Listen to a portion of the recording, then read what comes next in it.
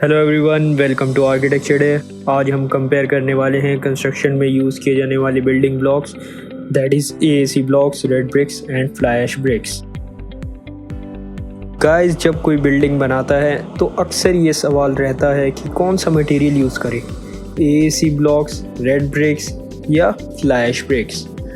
तो आज हम कोशिश करेंगे कि आपकी ये कन्फ्यूजन दूर हो जाए, तो वीडियो को एंड तक ज़रूर देखें। चलिए शुरू करते हैं।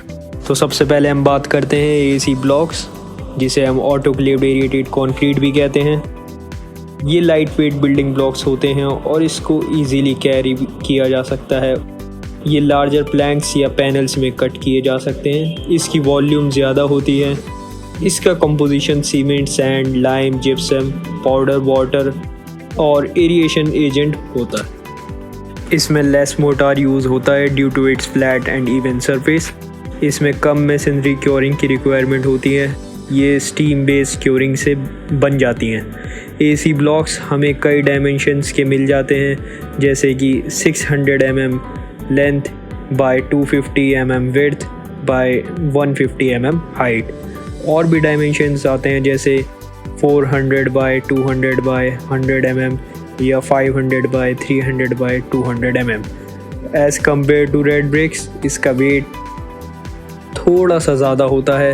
एक एसी ब्लॉक का वेट लगभग 9 to 12 kgs होता है और दूसरी तरफ एक रेड ब्रिक्स का वेट लगभग 2.5 kgs to 4 kgs होता है।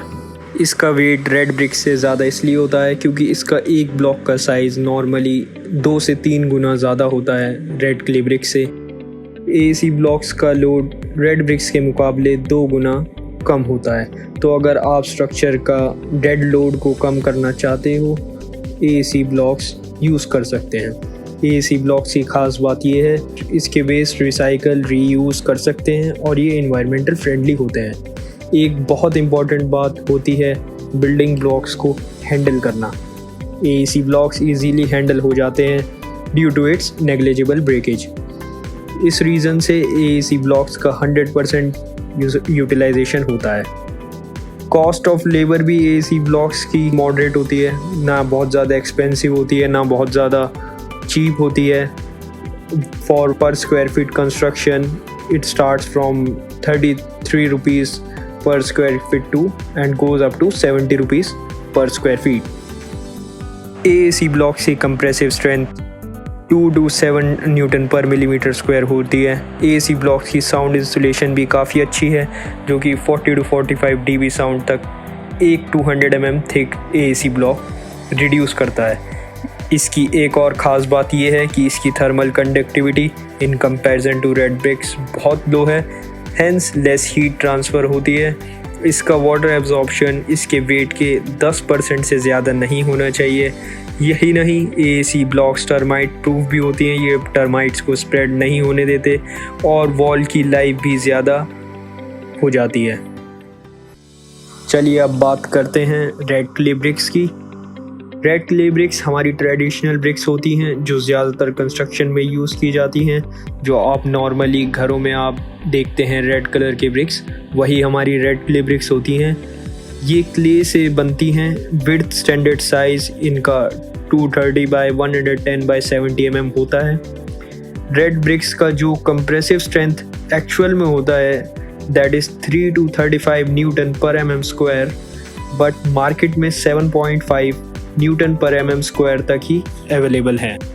रेड क्ले ब्रिक्स के हाईली डेंस स्ट्रक्चर की वजह से इसकी 150 mm thick walls 45 dB sound को रिड्यूस करती हैं।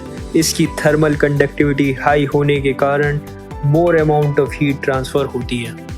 इसकी वाटर एब्जॉर्प्शन इसके वेट के 20% से ज़्यादा नहीं होनी चाहिए। इसका एक ड्रॉबैक ये भी है कि ये टर्माइट रेजिस्टेंट नहीं होती। ये एक ग्रीन मटेरियल नहीं है। इसके प्रोडक्शन में टॉप फर्टाइल सॉइल रिड्यूस है। More amount of CO2 emit होने की वजह से ये इन्वायरमेंटल फ्रेंडली प्रोडक्ट नहीं माना जाता। सो गाइस, अगर आप ऐसे ही आर्किटेक्चर और इंटीरियर एंड कंस्ट्रक्शन से रिलेटेड वीडियोस देखना चाहते हैं, please do subscribe architecture dare और press the bell icon for all the latest updates. तो अब हम फाइनली बात करते हैं अपने तीसरे बिल्डिंग मटेरियल की, जो कि है फ्लाई ऐश ब्रिक्स। ये ब्रिक्स फ्लाई ऐश से तैयार की गई इन्वायरमेंटल फ्रेंडली ब्रिक्स होती हैं। इसको pulverised fly ash lime bricks भी कहते हैं। इसमें भी कम मोर्टार यूज़ करते हैं due to its flat and even surface. Guys, ये ब्लॉक्स कुछ हद तक AAC ब्लॉक से सिमिलर होते हैं, लेकिन इनकी प्रॉपर्टीज़, इनके कंपोजिशन में थोड़ा सा फ़र्क होता है। इसका स्टैंडर्ड साइज़ भी रेड क्ले ब्रिक्स के बराबर होता है, that is 230 by 110 by 70 mm। Guys, fly ash bricks की sound insulation property AAC blocks के कंपैरिजन में थोड़ी कम होती है। इसकी 100 mm thick wall 37 to 39 dB sound को रिड्यूस करती है। In comparison to AAC blocks and red clay bricks, fly ash bricks की thermal conductivity moderate होती है, hence AAC blocks से ज़्यादा but red bricks से कम heat transfer होता है। Water absorption capacity इसके weight के 15 to 20% से ज़्यादा नहीं होनी चाहिए। Fly ash भी termite proof होते हैं।